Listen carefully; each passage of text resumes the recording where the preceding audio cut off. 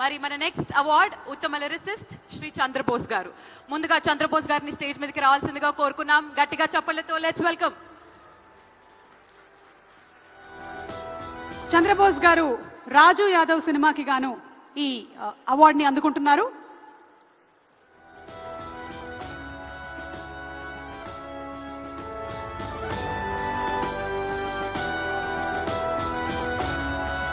అంతర్జాతీయ వేదిక Oscar awards మీద కూడా మన తెలుగువారి కీర్తి పతాకాన్ని ఎగరవేసినటువంటి ఘనత మా చంద్రబోస్ గారిది. చంద్రబోస్ గారికి శుభాకాంక్షల్ని తెలియజెప్తూ ఉన్నాము. వారికి సిల్వర్ మొమెంటో 5 లక్షల క్యాష్ ప్రైజ్ మరియు ప్రశంసా పత్రం కూడా. కంగ్రాచులేషన్స్ చంద్రబోస్ గారు.